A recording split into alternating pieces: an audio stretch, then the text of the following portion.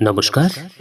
অরিপিক YouTube চ্যানেলে কৃষ্ণলীলার ধারাবাহিক পর্বে আপনাকে স্বাগত জানাই। আজকের পর্ব কেশী দানব এবং বোমাসুর বধ।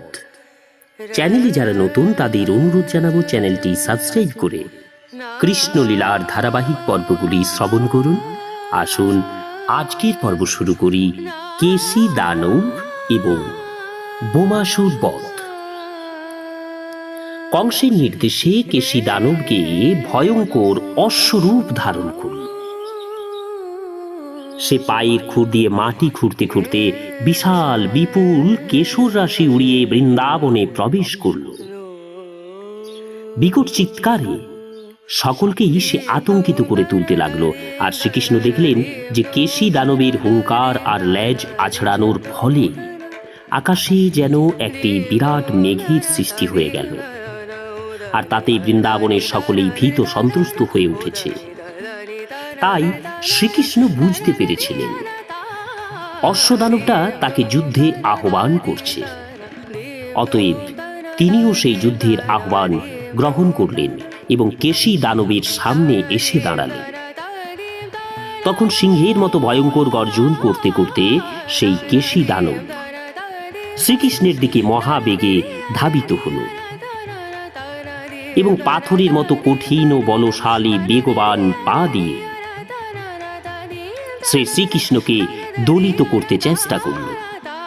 শ্রীকৃষ্ণ তৎক্ষণাৎ তার পা দুটো ধরে ফেললেন এবং তার এই প্রচেষ্টা ব্যর্থ করে দিয়ে বেশ ক্রুদ্ধ হয়ে তাকে সুকৌশলে চক্রাকারে ঘোরাতে ঘোরাতে গরুর যেমন সাপকে দূরে ছুঁড়ে ফেলে দেয় ঠিক সেইভাবে তাকে 100 গজ দূরে নিক্ষেপ করলেন। এইভাবে নিক্ষিপ্ত হয়ে অশ্ব দানবটা তখনই অচেতন হয়ে পড়ল, কিন্তু কিছুক্ষণ পরেই সে আবার প্রকৃতিস্থ হল এবং ক্রুদ্ধ হয়ে পুনরায় সবলে শ্রীকৃষ্ণের দিকে ধাবিত হল। এবার মুখ সম্পূর্ণ খুলে হাঁ করে সে এগিয়ে এলো শ্রীকৃষ্ণের দিকে। শ্রীকৃষ্ণের কাছে পৌঁছানো মাত্রই তিনি তার বাঁ হাতটি অশ্বদানবের মুখের ভিতরে ঢুকিয়ে দিলেন।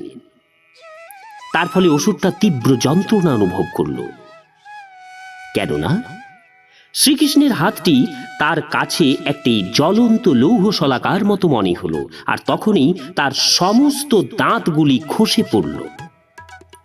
শ্রীকৃষ্ণের হাতটি তখন কেশী দানবের মুখের ভেতরেই ফুলে ফেপে বড় হতে শুরু করল, আর তার ফলে সেই বিরাট দানবটার শ্বাস রুদ্ধ হয়ে আসতে থাকল এবং তার সারা শরীর ঘেমে উঠল। সে চারিদিকে তার পা ছুটতে শুরু করল। শেষ নিঃশ্বাস ত্যাগ করার সময় তার চোখগুলো ঠেলে বেরিয়ে আসছিল এবং সে মল মূত্র ত্যাগ করছিল। এইভাবে তার প্রাণবায়ু নির্গত হল। অসুরটি মরে গেলে তার মুখ শিথিল হয়ে গেল। তখন শ্রীকৃষ্ণ অনায়াসেই তার হাতটি অশ্বদানবের মুখ থেকে বের করে নিতে পারলেন। কেশী দানব এত সহজেই মরে যাওয়ায় শ্রীকৃষ্ণ কিন্তু মোটেই আশ্চর্য হননি, কিন্তু দেবতারা সকলে অবাক হয়ে গিয়েছিলেন।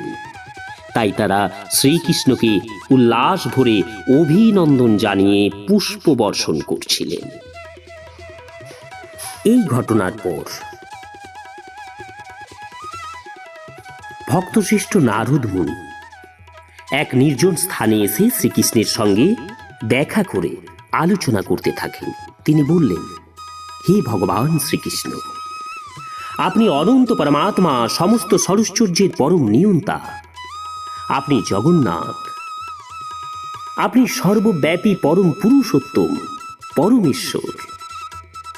আপনি পরিদৃশ্যমান বিশ্ব চরাচরের আধার। আপনি ভক্ত এবং সকলের প্রভু। এক টুকরো কাঠের মধ্যে যেমন আগুন লুকিয়ে থাকে, ঠিক সেই রকম হে ভগবান, আপনিও সকল জীবের মধ্যে অন্তর্যামী পরমাত্মা। আপনি নিজেকে লুকিয়ে রাখেন, সকল জীবের সকল কার্যের সাক্ষী এবং তাদের হৃদয়ে অবস্থানরত পরম নিয়ন্তা। আপনি স্বয়ং সম্পূর্ণ, সৃষ্টির পূর্বেও ছিলেন আপনি। আপনার মায়া শক্তির দ্বারা আপনি এই সমস্ত বিশ্ব চরাচর সৃষ্টি করেছেন। প্রকৃতির গুণ বৈশিষ্ট্যের পারস্পরিক প্রতিক্রিয়ায় এই জড়জগৎ সৃষ্টি হয়েছে। আপনি সেই জড় জগতের পালনকর্তা, সংহারকর্তা। আপনি যদিও এই সকল কর্মকাণ্ডের দ্বারা প্রভাবিত হন না, তবুও শাশ্বত কাল ধরে আপনি কিন্তু এই সব কিছুর পরম নিয়ন্তা। হে প্রভু, যারা প্রকৃতপক্ষে অসুর, সেই তথাকথিত রাজাদের নিধনের উদ্দেশ্যেই আপনি ধরাধামে আবির্ভূত হয়েছে। এই সব দুষ্ট ভূত প্রেতগুলি রাজকীয় ক্ষমতার পোশাকে জনসাধারণকে প্রতারণা করছে। অবাঞ্ছিত দুষ্টদের দমনে, ধর্ম রক্ষার উদ্দেশ্যেই আপনি এই জড় জগতে এসে থাকেন। এই প্রতিশ্রুতি রক্ষার জন্যই আপনি ধরাধামে আবির্ভূত হয়েছেন।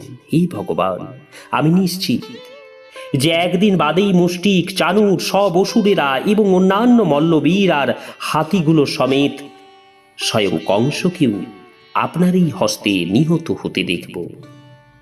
তারপরে আমি আশা করছি শঙ্খ, যবন, মূর, নরকাসুর এবং অন্যান্য দানবদের নিহত হতে দেখব। এটাও দেখব কেমনভাবে আপনি স্বর্গরাজ্য থেকে পারিজাত পুষ্প নিয়ে চলে আসতে পারেন, আর আপনি কিভাবে স্বর্গের আধিপতিকেও স্বয়ং পরাজিত করেন। নারদমুনি বলে চললেন, তারপরে আমি দেখতে পাবো কেমনভাবে আপনি ক্ষত্রিয় শক্তি প্রকাশ করে বীর্যবান রাজন্যবর্গের কুমারীদের পানি গ্রহণ করছেন। যখন কোনো ক্ষত্রিয় যুবক কোনো সুন্দরী এবং উপযুক্ত রাজকুমারীকে বিয়ে করতে চায়, তখন তাকে অন্যদের সঙ্গে যুদ্ধ করে জয়ী হতে হয়। তাহলেই তার হাতে রাজকুমারীকে দান করা হয়। নারদ আবার বললেন, আমি আরো দেখব আপনি কি উপায়ে অত্যন্ত নারকীয় জঘন্য অবস্থা থেকে নৃগরাজকে উদ্ধার করেন। আপনার এই লীলা হবে দ্বারকায়। আমি দেখব কিভাবে সেখানে সামন্তক মণি উদ্ধার করে আপনি তখন স্ত্রী রত্ন লাভ করেন, এবং কি উপায়ে এক ব্রাহ্মণ পুত্রের মৃত্যুর পরেও তাকে যমপুরী থেকে উদ্ধার করেন। তারপরে আমি দেখব পৌণ্ড্রক দানবকে বধ করে আপনি কাশী রাজ্য ভস্মীভূত করেছেন, কিভাবে মহারাজ যুধিষ্ঠিরের পক্ষ অবলম্বন করে মহাযুদ্ধে দন্তবক্র এবং চেদিরাজকে আপনি বধ করছেন, তাও আমি দেখতে পাব। এইসব ছাড়াও আপনি দ্বারকায় থাকাকালীন আপনার আরও বহু শৌর্য বীর্যমূলক কাহিনী দেখা আমার পক্ষে সম্ভব হবে। আর সকল যুগে, সকল সময়ে মহাকবিরা আপনার এই সমস্ত সূর্য বীর্যময় কর্মকাণ্ডের গুণকীর্তন করবেন। কুরুক্ষেত্রের যুদ্ধে আপনার সখা অর্জুনের রথের সারথি রূপে আপনি অংশগ্রহণ করবেন। অপরাজেয় মৃত্যুরূপী মহাকাল রূপে আপনি সেখানে সমবেত সমস্ত যুদ্ধোন্মত্তদের বিনাশ সাধন করবেন। সেই যুদ্ধক্ষেত্রে বিপুল সংখ্যক সামরিক বাহিনী হত হবে। সেই দৃশ্যও আমি দেখব। হে ভগবান, আপনার শ্রীচরণে আমি সশুদ্ধ প্রণতি জানাই। পরম জ্ঞান এবং আনন্দময় সম্পূর্ণ অপ্রাকৃত স্তরে আপনি অবস্থিত। আপনি সম্মুখভাবে পূর্ণ এবং সমস্ত বাসনা রহিত। আপনি আপনার অন্তরঙ্গা শক্তি প্রকাশ করে আপনার মায়ার প্রভাব গড়ে তুলেছেন। আপনার অসীম শক্তি কেউ পরিমাপ করতে পারে না। হে ভগবান, কেউ পারে না। আপনি পরম নিয়ন্তা। আপনি আপনার নিজ অঙ্করঙ্গা শক্তিযুক্ত এবং আপনাকে আপনার যে কোনো সৃষ্টির উপর নির্ভরশীল মনে করাটা নিতান্তই অর্থহীন। আপনি যদুবংশ বা বৃষ্ণিবংশে জন্মগ্রহণ করেছেন। সৎ চিত আনন্দময় আপনার স্বীয় রূপে এই ধরাধামে আবির্ভাব হচ্ছে আপনার লীলা। আপনি কারোর আশ্রিত বা শরণাগত নন, তাই আপনার শ্রীচরণে আমি সশুদ্ধ প্রণতি জানাই। নারদমুনি সকলকে বিশেষভাবে বোঝাতে চেয়েছিলেন যে শ্রীকৃষ্ণ হচ্ছেন সরাট পুরুষ। অর্জুনের সঙ্গে সখ্যতা বা যদুবংশ তার আবির্ভাবের প্রভৃতি কার্যাবলী দ্বারা তিনি কোনো প্রকার কর্মফল ভোগের অধীন নন। এসবেই তার দিব্যলীলা, এসবেই তার কাছে খেলা বিশেষ। কিন্তু আমাদের কাছে এগুলি স্বাভাবিক বা বাস্তব সত্য কাহিনী। ভগবান শ্রীকৃষ্ণকে সশুদ্ধ প্রণাম নিবেদন করে তার অনুমতি নিয়ে নারদ মুনি প্রস্থান করলেন। কেশী দানবকে বধ করবার পরে শ্রীকৃষ্ণ বৃন্দাবনে বন্ধুদের সঙ্গে আবার গোচারণে ফিরে এলেন। তাতে মনে হয় যেন কিছুই ঘটেনি। এইভাবে শ্রীকৃষ্ণ নিত্যকাল গোপী এবং গোপ সখাদের সঙ্গে বৃন্দাবনে লীলারত রয়েছে। তবে মাঝে মাঝে নানা ধরনের অসুর বধ করে তিনি পরম ঐশ্বর্য প্রকাশ করে থাকেন।